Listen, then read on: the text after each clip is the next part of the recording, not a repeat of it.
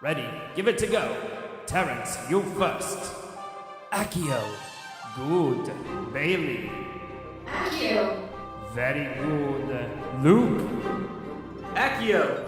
Wonderful. Now Gretchen. Accio. Excellent. Now all together on the count of 3. 1, 2, 3. Accio Hogwarts Radio.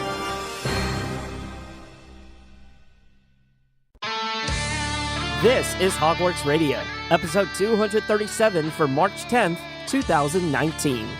Hogwarts Radio is the official podcast for wizarding news from HPA&A, discussing all things Harry Potter, Fantastic Beasts, and the rest of the wizarding world. For the quickest up-to-date news on the franchise, make sure you check out wizarding.news. Hello everyone, and this is Hogwarts Radio, broadcasting to Harry Potter fans worldwide since 2008. I'm Terrence Pinkston. I'm Bailey Riddle. And I'm Gretchen Rush. Our show can be found virtually anywhere online, such as iTunes, the Google Podcast app, Spotify, iHeartRadio, Stitcher, Radio Public, and other places where podcasts are aggregated. It doesn't matter where or how you listen, just make sure to tap the subscribe button, and we guarantee you'll have a new episode each Sunday. We also invite you to follow us on Twitter, Facebook, and Instagram so you never miss an update from the show. Don't forget, Hogwarts Radio is also on Patreon. By pledging, you'll have instant access to many benefits, including Into the Common Room, behind-the-scenes planning of the show, Hogshead Radio, and much more. Sign up today over at patreon.com/Hogwarts Radio. Welcome to episode 237, where you feed your Potter addiction every week with some of the brightest minds, and I'm referring to the panel on this one, in Potter podcasting history. Who, us? Who, us? It sounds like Siri. Whenever she doesn't even know what to respond, she's like, who, me? But anyway, it's great to be back this week with everybody. Thank you so much for joining us and tuning in. Now, I was thinking about Horcruxes earlier this week because I was listening to a couple of our older episodes, and it got me thinking. We've discussed almost everything about Horcruxes, right? But we haven't talked about if we made a Horcrux, where would we hide it? So I wanted to kind of get the thoughts from the panel about that today. And this one kind of struck me because it has to be, it can't be something like, like a grain of sand on a beach. No, you can't do that. It has to be something meaningful, right? Or was that just the way that Tom Riddle did it? I don't think it has to be something meaningful. I just think it has to be an object. I don't know necessarily that a grain of sand would work, if it would count as an object. So let's remember that whatever we put the Horcrux into, because the Horcrux is the bit of soul, right? So it has to be put into something, and that something is just a container for it. So I don't think there's like a requirement of how big it has to be, but it does have to make sense. Like you said, it just can't be something and then you just throw it at the bottom of the ocean or something like that. Well, and you want it to be easy enough to find. So, like, say you could make a grain of sand your Horcrux. Imagine how difficult that would be once you needed it to be like, hey, I need you to go find this thing for me. And it's literally a piece of hay in a haystack. I think we can all agree that a grain of sand should be nixed. I think that's probably not what we would pick. What would you pick, Gretchen? I really don't know, because that's not the question that was originally proposed to me. So I haven't thought about it at all. But now that we're talking about it, I like the idea of it being something from your past. I'm going to see Captain Marvel this weekend, so I'm thinking about like nostalgia and like, 90s and stuff like that. So the first thing, and we were talking about the Jonas Brothers and their recent resurgence, which is a blessing to us all. So I was thinking about like, what things did I own when I was a child that I would put my soul into, and maybe metaphorically at the time did carry my soul. So my first thought was hit clips. I don't know if you guys are familiar with hit clips. If you're not familiar, I will describe it and you will say, why did that exist? It was a little device where you could plug in like almost like a little SD card type thing, and it would play one song. And that was it. And it was very expensive for what it was. Now we have MP3 players, came out shortly after that, and the hit clips died. But I had a little jukebox hit clips with NSYNC songs. So I think that's what I would put my soul into. I've decided. Ooh, that's very good. Would you hide it like any particular place, like in a storage unit or at the bottom of a bin or something like that? In a safe? I would hide it. I would put it in a weighted box and hide it at the bottom of the ocean. Okay. Then you'd know where it was. Bailey, what about you? If you made it, what would you put it into, and then where would you hide it? Oh man, I'm trying to think of what I would put it into, I think is the hardest. And I mean, just looking around me at what I have a lot of, I think I would put it into one of my Funko Pops and then just try and hide it in my collection and hope that no one figured it out because there's so many of them. That's brilliant. I love that because that reminds me of Buffy episode when the witch goes in the cheerleader statue and then she lives at the school in the statue and everyone's like, whoa, she's gone, but actually she's in the statue. So like She's right in front of you. She's right in front of you. So part of your soul lives in one of these Funkos and no one will ever know which one. It's kind of creepy and I love it. Oh, well, mine, I would say that if I made a Horcrux, which I kind of feel like I do every week here at Hogwarts Radio, and I put a little bit of my soul into this show, and I would hide it online in some server. That way you could physically never retrieve the actual thing. I don't know. No, for me, if it were to be something from my childhood, I don't know, maybe it would be like a stuffed animal or something like that, that I was attached to at that particular time.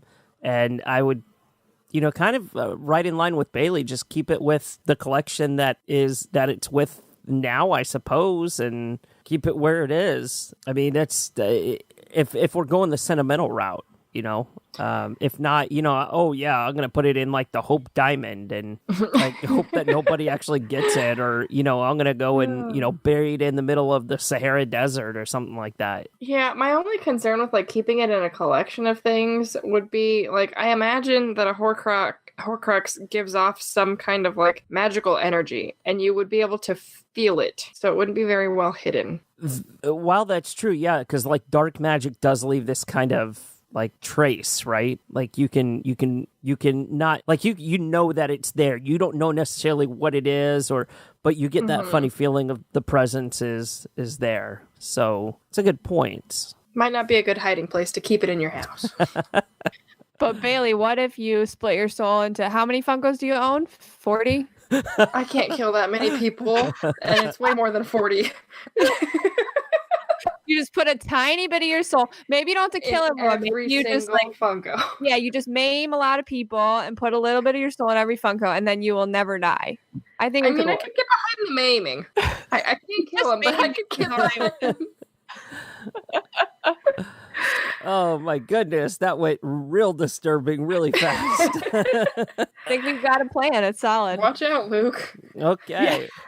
Sorry, bud. I don't even know how to continue after that one. I'm so sorry. In happier news, we have some shout outs to give. That's right, we sure do. So there's this other podcast that we ran across the other day. By happenstance, they responded to a tweet of ours. And I was like, this is kind of different. It's called Have a Biscuit Potter, and it's a podcast, a Harry Potter podcast. It is another reread podcast with a twist. They're completely, unashamedly in love with Professor McGonagall. Now, each episode is about 15 to 18 minutes long, and it's great for a quick binge if you need to. It took me about an hour and 15 minutes to go through all 5 episodes they had right now. But if you want to go check them out, please go check them out on iTunes.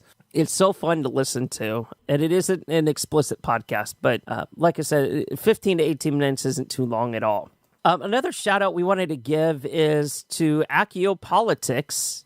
Gretchen, of course, guest hosted on that podcast a few weeks ago, so we highly encourage you to listen to it. And you know what?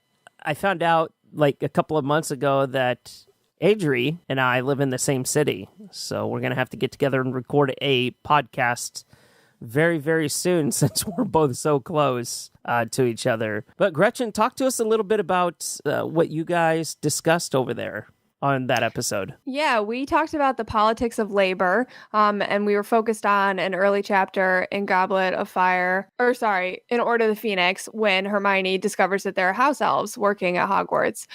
So we kind of talked about invisible labor, and we had a blast. I had such a good time talking with her, so I highly recommend you making the time to get together and record a show. Now, their show is strictly political, and they find political themes within the Harry Potter series and discuss that. Is that right? It is, but it's kind of more broad. Like, obviously, labor can go either way. We talked a lot about like what exactly are you seeing with labor, and what aren't you seeing with labor, and why does Hermione care so much about the house elves but nobody else really seems to notice. So it's really cool because she picks a different theme out of each chapter of the books and then delves deeper into that. So it's definitely political in the sense of like being aware and knowledgeable and, you know, quote unquote politically correct. I think it's a lot about that. But it's not about like, you know, voting or things like that. It's really the politics of what it means to be a person and to be a citizen and to be a caring and conscious adult. Very awesome. Again, check out Accio Politics over on iTunes or really anywhere that you get your podcasts. All right, moving on to an outpost that we received from a listener. This one comes from Michael Raven Smythe. That's Smythe, not Smith. Anybody get that Mrs. Doubtfire reference? No, it's like, it's Smythe, not Smith, dearie. Never mind.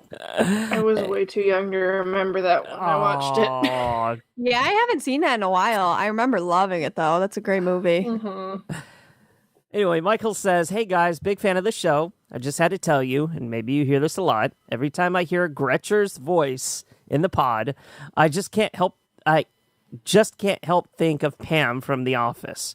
Her voice is a complete duplicate of her. It's uncanny, really. That's all I got. Hashtag Ravenclaw forever.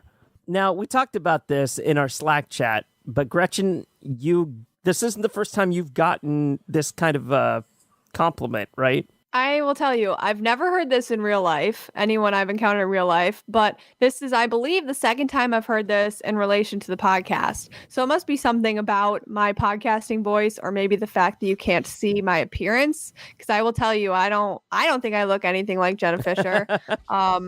So this must just be a podcasting thing. But yeah, I have heard this before, and I am flattered. I do like Pam Beesly sometimes. All right, so I have a couple of clips of Pam pulled up here, and we're gonna compare her voice and Gretchen's right now. We'll have Gretchen repeat what she says. Yeah, this is a game. I like it. This is our receptionist, Pam.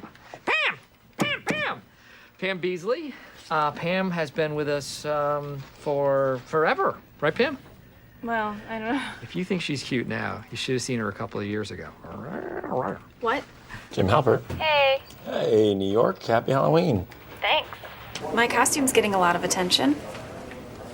So apparently no one dresses up for Halloween here. I wish I'd known that before I used grease paint for my mustache. And I can't even take off my hat because then I'm Hitler. Oh, that was perfect. Okay, so I can kind of hear it. I can kind of see what they mean whenever they say that you sound like Pam. I'll take it. Okay. All right. So Pam, what's in the news? Pam loves the news. Pam She's loves the a big fan. news. Yes. We've got some rumors flying about, especially with Emma Watson, don't we?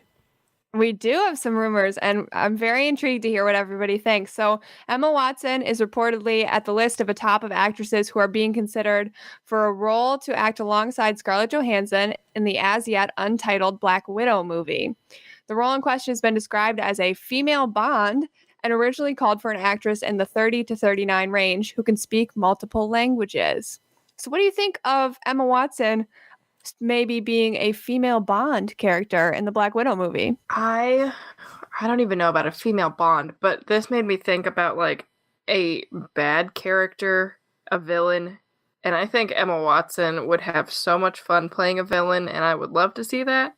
So even if it's not specifically for this Black Widow movie, that it's a villainous character, I really want to see Emma play that type of role now. I really think it'd be totally badass.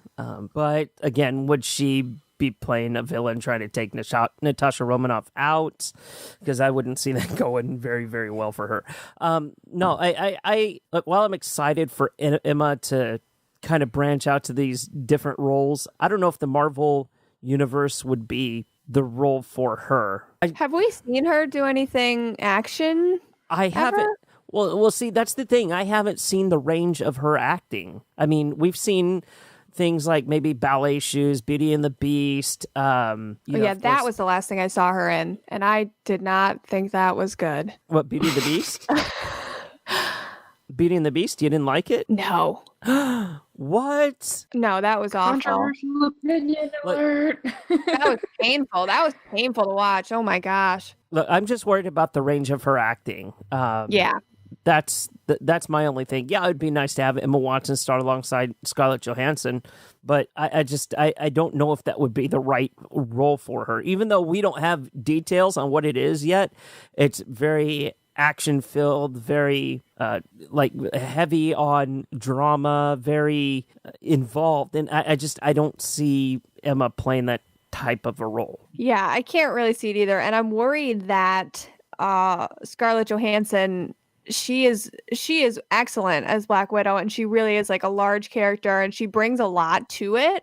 And I can't wait for her to have her own movie. So I'm worried that Emma being the co-star of that, she might just get overshadowed by her. I could definitely see that happening. Are you talking about Scarlett being overshadowed by Emma? No. No, the other way around. Yep. Yeah. Well, see, I mean, she would only be considered for like a co-lead and not the female lead. But that's a co-lead. That's like, she's still going to have she would have a large role in this movie, and I can't picture that. I don't know. I'm not sure. I wonder who else is supposedly on this list.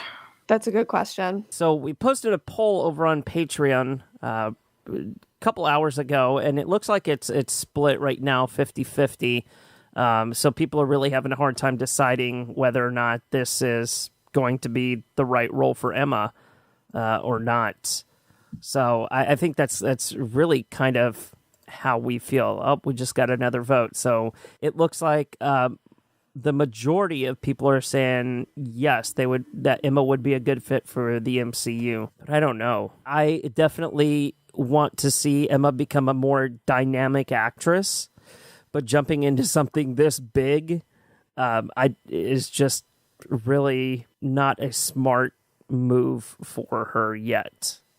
Maybe in the future. What's interesting is that the original call for the role was asking for someone in the 30 to 39 range, but I found the other people who were on the short list, and they're all in their 20s. And I think they're both younger than Emma, the other two women who are up for it. So apparently Alice Englert, who was in Beautiful Creatures, she is also up for the role. And I'm not sure how you say this woman's last name. I think it's Pugh, Florence Pugh, or Poog? Pugh? Pleh? Florence Pleh? Probably Pew based off of your other pronunciation. Probably Pleh? I would go with that. Florence Yeah, Pew. Pleh. But she, the Florence, I will call her affectionately, we're close. She is best known for appearing in The Falling, Lady Macbeth, Outlaw King, and most recently Fighting with My Family, which is in theaters right now. So she is also in her early 20s. So this role seems to have changed from being an older woman, similar. I mean, Scarlett Johansson is in her 30s, correct? Yeah, and she looked, I mean, forgive me for saying this, and I don't mean this in a negative light at all, but she did look like she was aging in the last Avengers movie. Maybe it was the blonde hair because she went from red to blonde, but either that or, hey, maybe it's been like, it has been 10 years since she's been in the MCU, so... Well, and imagine all of the stress that she's gone through. It's very true, yeah. Yeah, but either way, so she is going to be most likely older than whoever is cast in this role, which is not what they originally envisioned. So I'm wondering if maybe they're taking it a different way. Both of these women also look very similar to Emma. Alice Englert is Australian and Florence is British, and they're both, light brown hair, Caucasian women. So I don't know. I guess Emma is what they're looking for, So if it's between her and these other two who I don't really know, why not? I guess we'll have to see what happens. So as we've been talking about this, we've gotten a few more votes on Patreon, and it seems like like I said, the majority is still yes. So I don't know. Maybe it's just people more excited to see Emma in this kind of a role. Maybe they feel like it would be good for her. Maybe they're just excited to see Emma back on the big screen, or like in this big of a universe, to see her included in something as expansive as the Marvel universe. I don't know, but very interesting. Yeah. We'll keep you guys updated with this. This is going to be interesting to see which way this goes. Yeah, I hope we learn somewhat soon and don't have to wait a while for this, but who knows? Mm-hmm. So our next bit of news is another game update. Asmodee UK has announced the launch of Harry Potter Dabble. It will be coming out summer 2019. If you are in America, you may not know what Dabble is because we have it in a different name. Our game is called Spot It, but it's the same game. Are you guys familiar with Spot It? No, I thought this was a Dobby typo. I'm going to have to dabble in the Dobble here. What is it? Dabble. So Spot It, it's super simple. So you've got like circular little cards with a bunch of images and pictures and like symbols on it. And then it's kind of like Slapjack. So you have one in front of you and then there's one out in the center. And you're trying to be the first person to match the one in the center to the one in your hand. And then you get it. So you're trying to collect as many cards as you can. And then when the deck runs out, the game's over and whoever has the most wins. So this is super cute. Like the Harry Potter images look adorable. I love regular Spot It. So I'm really excited to have, I mean, if it does come to America, which I'm hoping it does, because right now they've only announced the UK launch, but I'm pretty excited to get it. Well, that's neat. Alex will be too. So this news is for Alex. It definitely sounds interesting. Yeah, I think, like I said, I'm going to have to dabble in the Dobble here and see what this is all about, because it does sound pretty cool.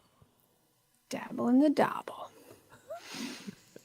All right, we have a couple feel-good pieces here to end the news for the week. So the first one is about a Niffler running loose in London. Last week, a family's pesky Niffler from Warner Brothers Studio Tour London was left behind en route from King's Cross to York. The loss of the Niffler companion brought, in the words of the mother, sadness in the house because of the distress that ensued.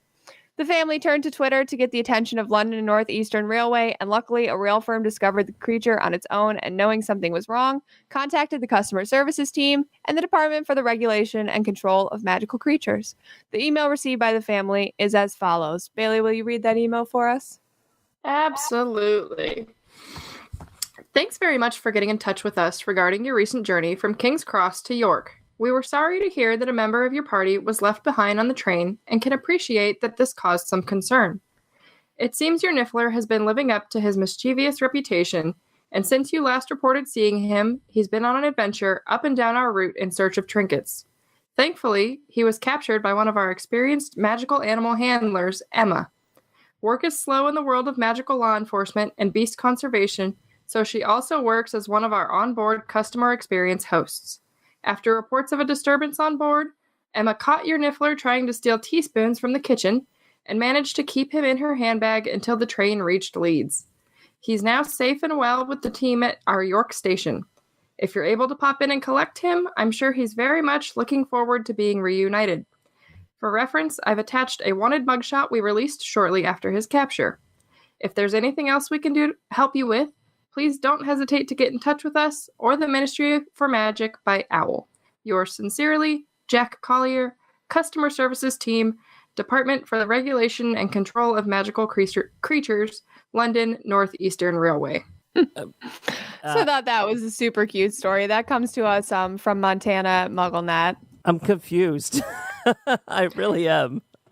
So this family bought a Niffler stuffed toy and forgot it on the train, and one of the train employees found it, and they worked really hard to reunite the Niffler with the family and wrote them a really cute themed customer service letter.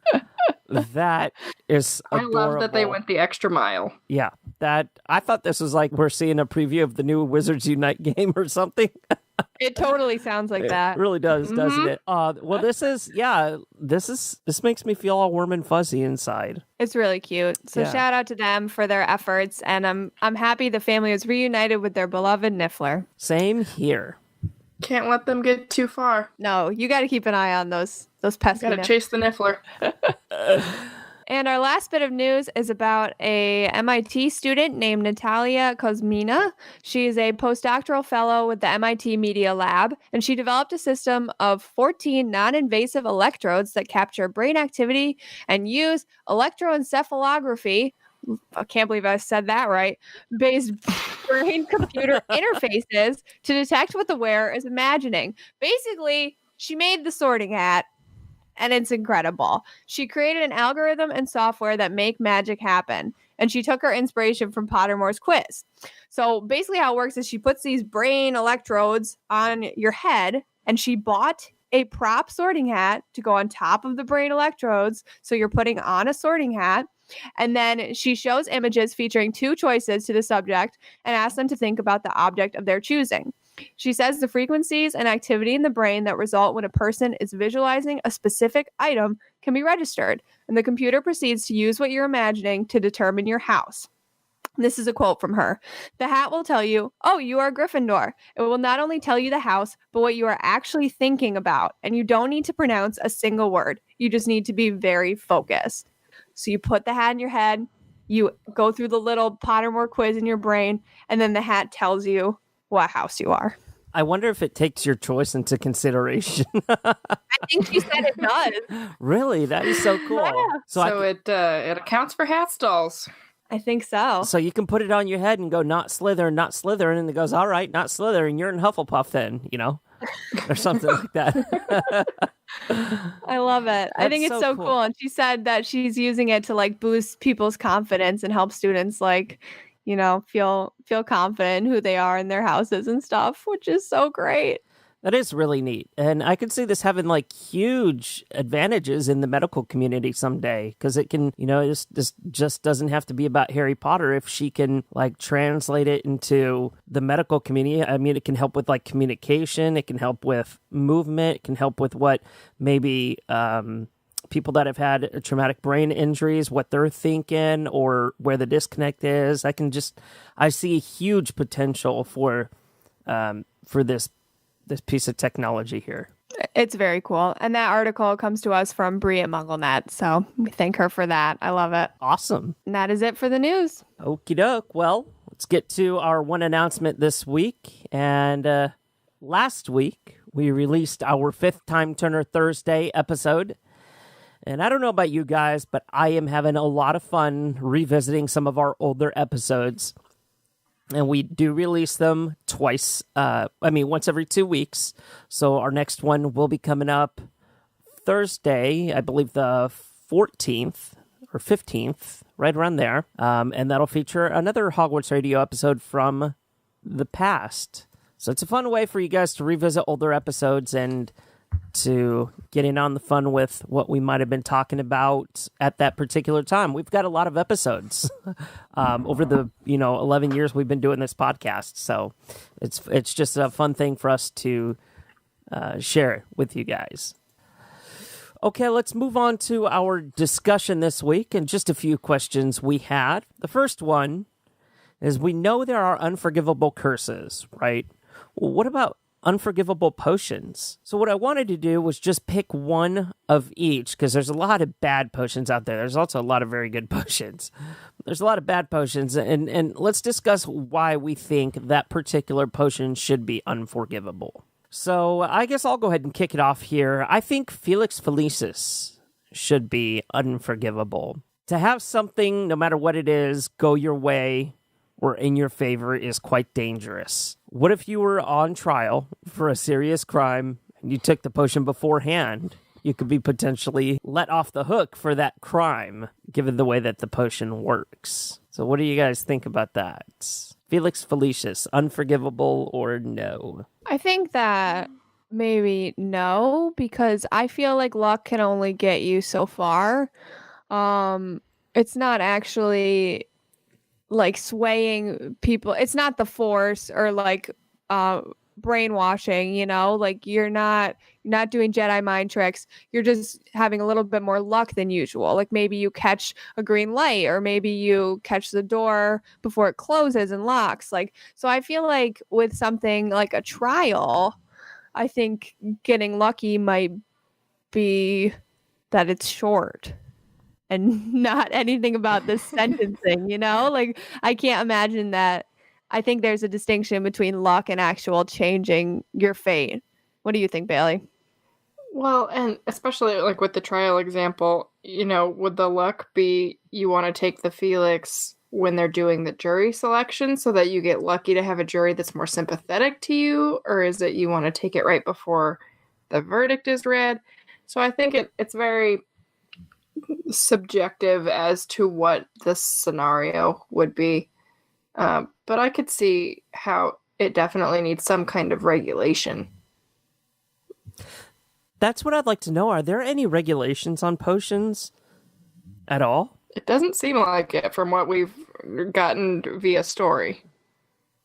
Because there's regulations on spells, but nothing for potions. And I guess they might take that in, like, how the difficulty of creating one of these potions is. They might take that into consideration, figuring that somebody, if they want to create like Dread of the Living Death or something like that, well, it's a difficult potion to make and not everybody does it right. So they're more of a danger to themselves than they are anybody else. Right, because the book with the ingredients to make polyjuice was in the restricted section, but it wasn't illegal for her to make that, correct? I think it was against school policy, but I don't think illegal in the magical community. No, not at all. Well, that's a good segue for what my potion is, because I think that polyjuice potion should be the unforgivable potion, if you will, just because there's no way to say, and we see this very clearly, that you're getting permission from these people to turn into them. Very true. In fact, with the exception of the 7 Potters, that is the only form of consent we see in the series with the use of polyjuice potion. I agree. I could see, and heck, we've already seen how dangerous this is, right? For again, not being regulated. I think the fact that you are potentially messing with somebody's life, the way that you are whenever you take this potion, it should be considered an unforgivable potion. Yeah, I agree. And I don't, besides like the 7 Potters when they're protecting Harry, that's a very pure intention. But I can't think of any other time where you would need to turn into someone else, and like that would be an acceptable moral choice. Because every other time we've seen it, it's not. Even when we see Newt taking it to turn into Theseus briefly, it's still all under the guise of trickery. There's no good reason besides the 7 Potters that we've ever seen for needing to take polyjuice potion. Okay, so what about finding answers about the heir of Slytherin? Was that a good use of the potion or not from Ron and Harry? I don't think it got them any further than they would have gotten without it. No, they didn't learn anything from that. That was like useless. That was just to show that Hermione is smart and can do a good spell, and then to like teach the reader about polyjuice. Well, so that when it comes up later in book 4, you know what it is. Well, okay, but they did learn, to be fair, whenever they were in the common room, in the Slytherin common room, they did learn that Malfoy wasn't the heir of Slytherin. He didn't know who opened up the Chamber of Secrets, but they did find out new information about that. So yeah, I would say it was for months useful. of effort, they found out that it wasn't Draco, which no one they probably could have just figured out by asking. Quite honestly. Okay, I'll concede. That'd be a good debate question. All right, well, we can talk about mine now. Mine was Immortentia, for pretty similar reasons to Bailey's, because there's no consent there. We saw it most recently in Crimes of Grindelwald. I don't know that it was confirmed that Queenie was using that, but she had him under some sort of love spell, so I'll use it as my example anyway. but you are using it to get someone to fall in love with you, and you have to continue to give it to them to make that person stay in love with you. It's manipulative, and it's not real love. It's just like strong obsession. And if you do that, I will say it, you're not a good person. So I don't think you should be allowed to do that. No, agreed. Well, and clearly we see Amortentia going wrong when Romilda gives Harry the doctored chocolates and Ron eats them. So there's definitely the risk of error of not giving it to your intended victim. Yeah, which is crazy to think like, oh, I'm trying to drug him. Whoops, I drugged the wrong person. Like, how can you think that in your brain and be like, no, I'm fine? There's nothing wrong with the situation. Because you're not thinking at that time. But I mean, I really think, I mean, we've saw a lot of misuses of Amortentia in this series, most notably someone being conceived under the Amortentia potion, which was Tom Riddle. Because of Tom Riddle Sr. not knowing he wasn't in his right mind, Merope said, I'm just going to give this to him because of my own selfish reasons. We saw a little bit of that, like you guys just mentioned with Queenie and Jacob. But, I mean, what makes it so unforgivable is that you're affecting somebody's free will. And anytime that you're doing that and allowing that person to not be able to make their own sound decisions, it should be considered unforgivable, no matter what potion it is. I agree. Absolutely. Is there any other potions that you guys can think of? Like, what about Veritasiera? I mean, because that's affecting somebody's free will as well, but you're basically using that to expose the truth for your own gain, whether it's whether it's for like law enforcement kind of reasons, or if you're just seeking the truth. Like, let's say you're in a relationship and somebody lied to you about eating the last slice of chocolate cake or something like that. So you slip a little Veritasiera into their coffee and be like, oh yeah, I totally ate that in the fridge whenever you were at work or something like that, Yeah, so your two examples just reminded me of two different Black Mirror episodes. So there's the one where you can rewind everything in your brain and watch it again, and they use that as like a way to kind of throw things into each other's faces, the two people in the relationship, as like, no, you definitely said that, like, watch, I'll show you, like, we can replay it literally.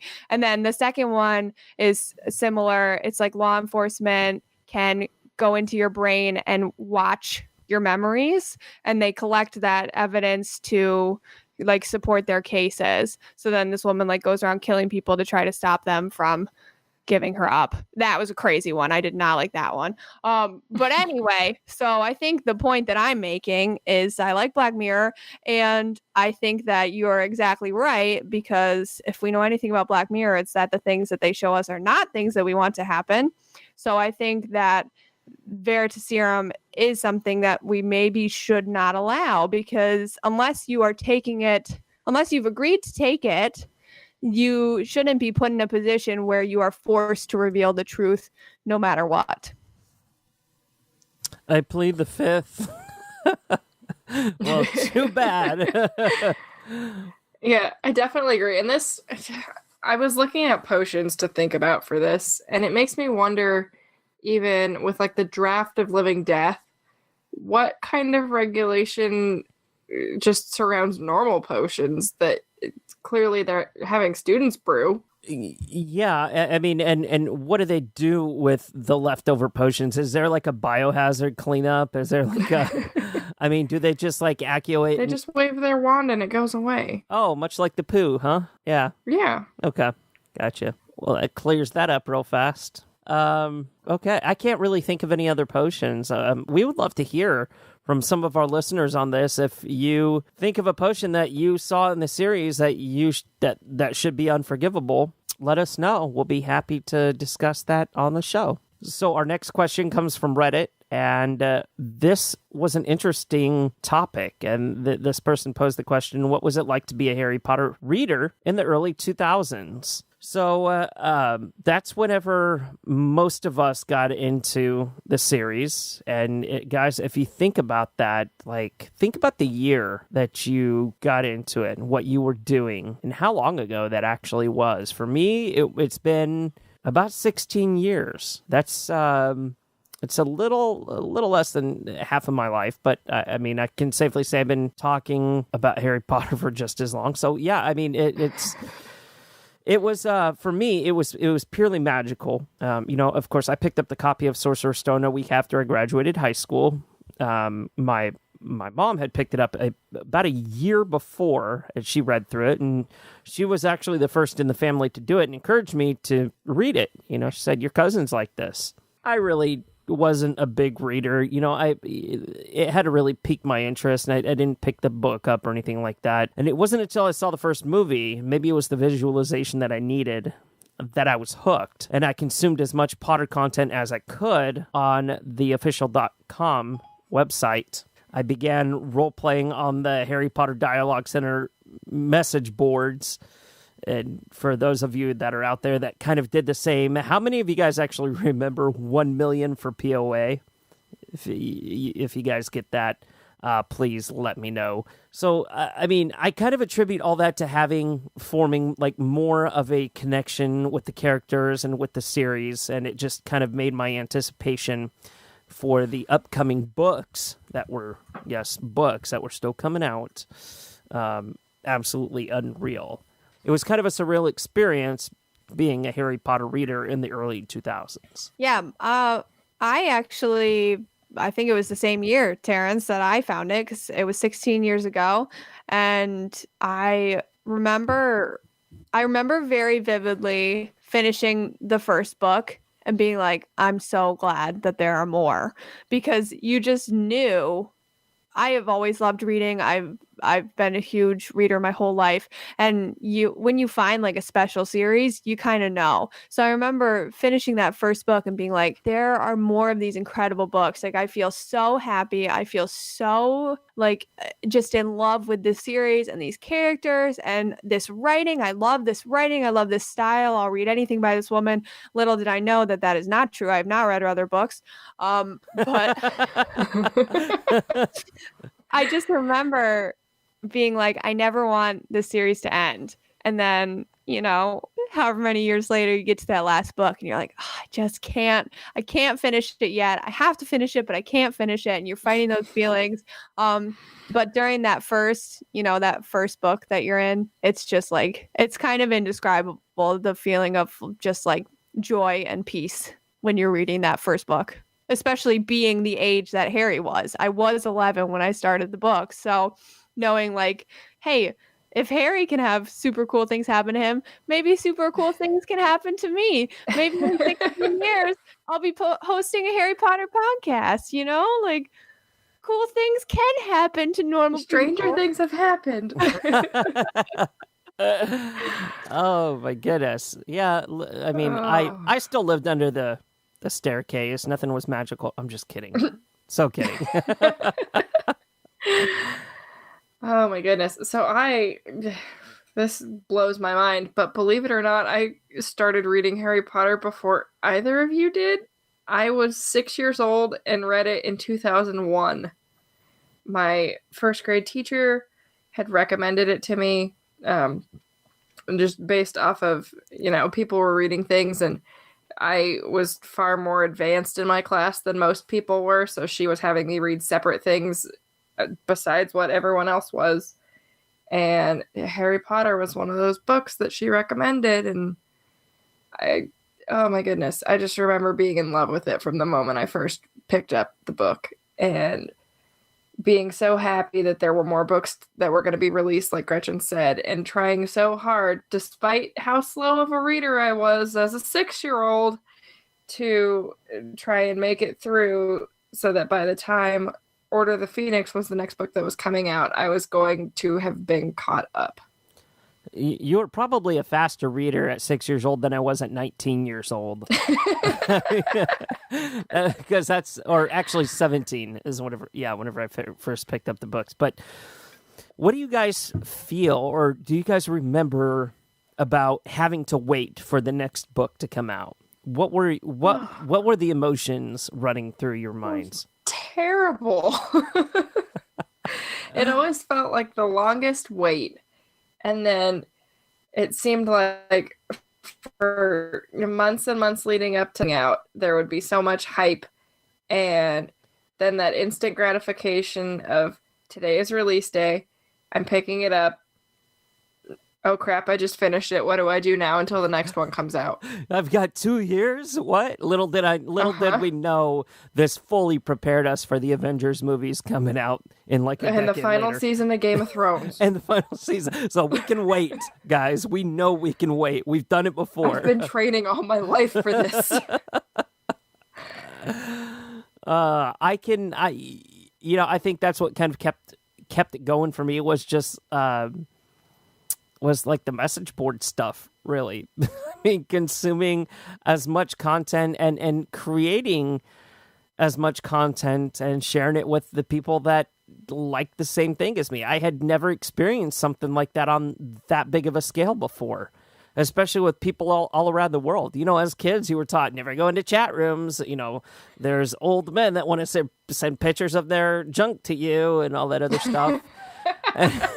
And it's like, well, what if you had that safe space like the HarryPotter.com, which was heavily moderated by host witches and host wizards?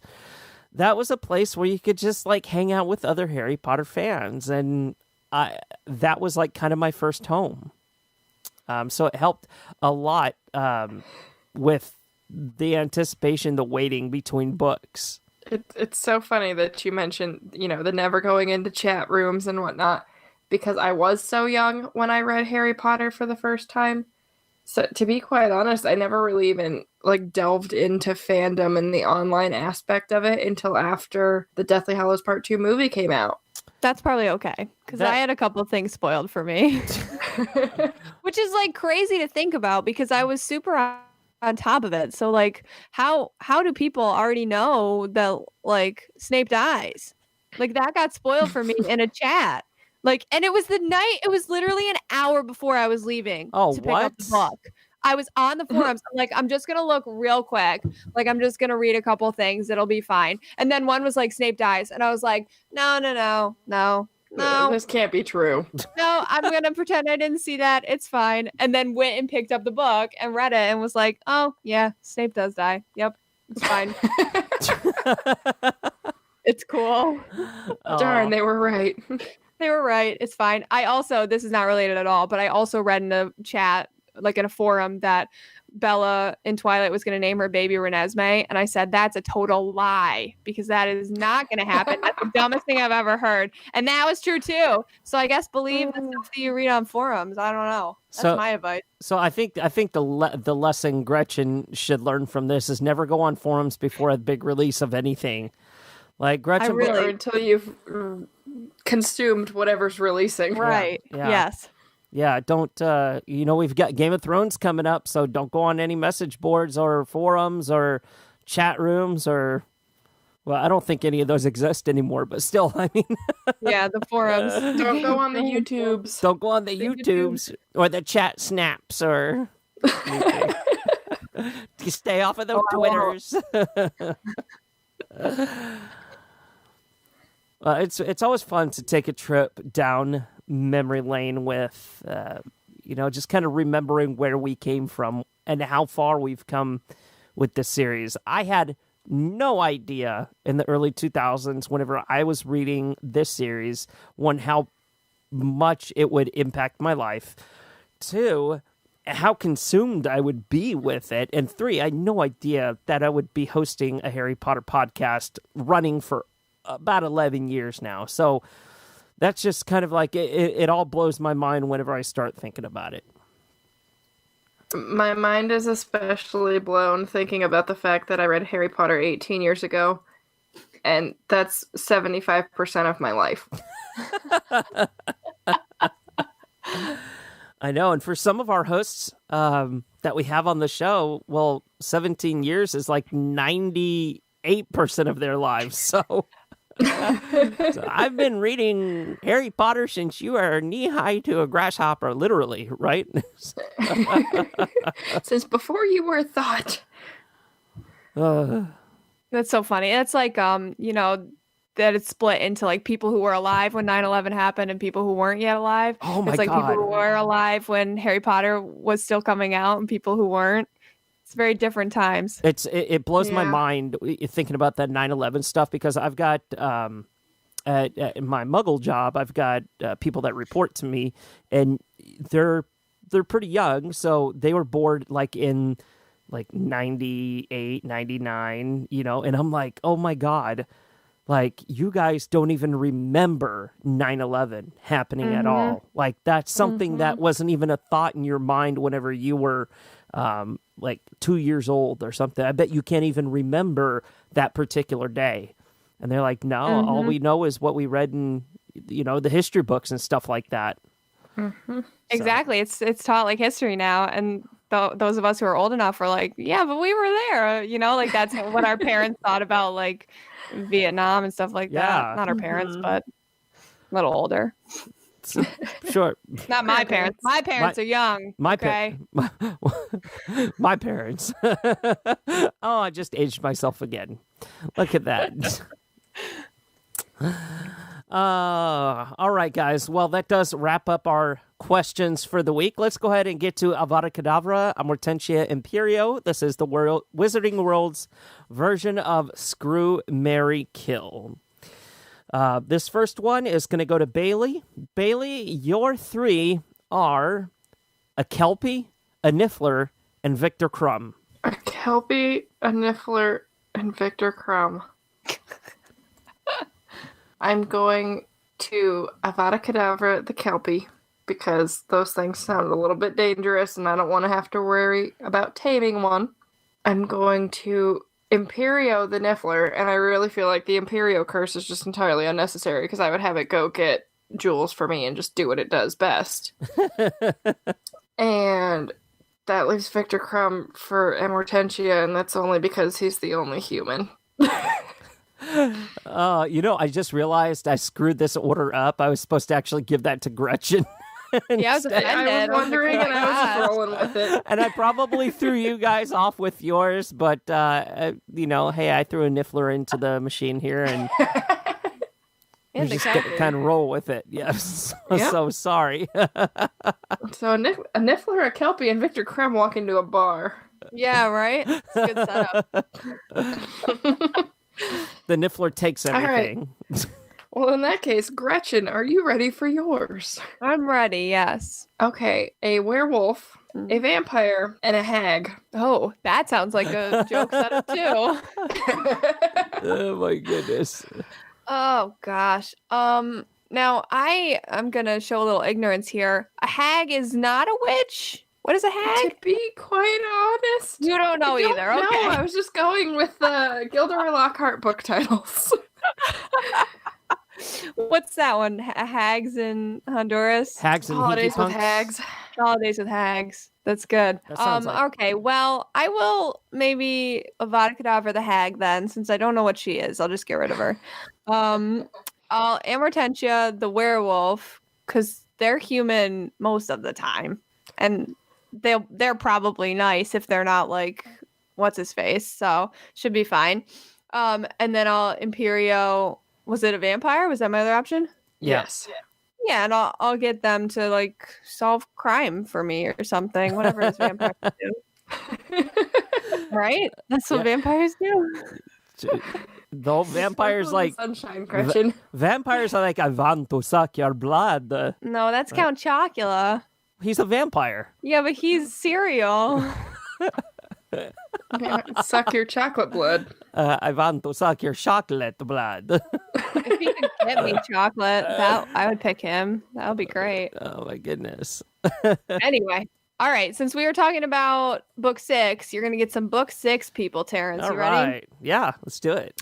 Your choices are the beautiful Romilda Vane, sadly cut from the film, the even more beautiful Horace Slughorn, or the slightly less beautiful Lavender Brown.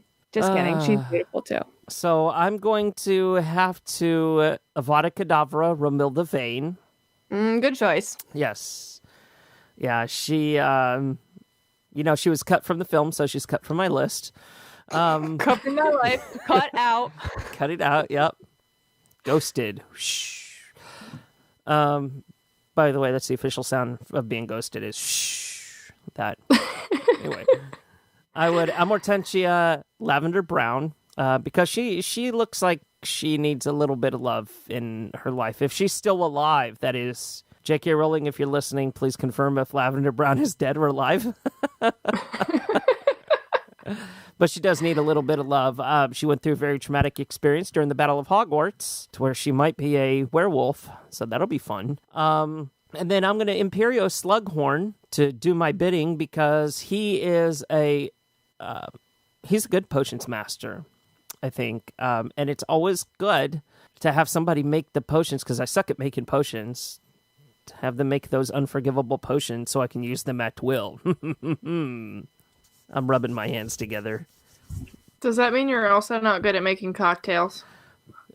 One step at a time here, Okay, so our Hogwarts radio party will not be at Terrence's house. Unless he's got Slughorn.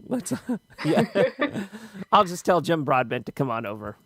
Like, yo, please do. Jim, we're having a party. You're invited. Gotta come. Well, we can make it a slug party. Slug club. Slug club. And then whenever he comes in, I'll be like, good to see you all in B. Anyway. Well, fun stuff. If you guys would like us to, if you want to play along with us at home, you sure can. You can tweet us your 3 and to which host you want to answer, and we'll be happy to play along with you on Twitter or on Facebook, on any of our social outlets. Send me your weirdest scenarios. Challenge accepted. Now, very last segment, we wanted to get back to this because it's been a while. This is our Magical Memories segment, and this is how Harry Potter, Hogwarts Radio, or just J.K. Rowling in general has impacted your life. And this week's comes from John Vatney, and John says, "Hello, Hogwarts Radio. I have listened to you for years and have enjoyed each episode. Not knowing of how long an email that you would like for how Harry Potter's impacted you, I went with a thought or two in a few paragraphs for your podcast. Where has the time gone? This is a question you too will ask yourself one day. Until Sorcerer's Stone began production, I knew nothing about Hogwarts, house elves, or the British author building the world so many would escape to over the coming years. My wife, an avid reader, saw my interest in Harry Potter and bought me a copy of Sorcerer's Stone. At that time, I was 31, a dad of one with another on the way. Not the target demographic at the time, but that demographic has changed. Reading the series not only allowed me an escape from the stresses of life and a great adventure, but also struck a chord with feeling grown up that I had all but forgotten. As the kids have grown into middle school age, our family has had countless conversations about the Harry Potter work, themes, and compare the books to the movies, and just about every other detail imaginable. As a parent, Harry Potter has been a subject we talk about as equals, not as a parent teaching to their kids. Thank you for your podcast. Love the show, John." Well, John, thank you very much for sharing with us this week, and it's a good place to call it a stopping point for this episode. We really want to thank everybody so much for tuning in. Once again, I'm Terrence Pinkston. I'm Bailey Riddle. And I'm Pam Beasley. And we'll see you next time for episode 238. Bye-bye. That was bloody brilliant. Codswallop.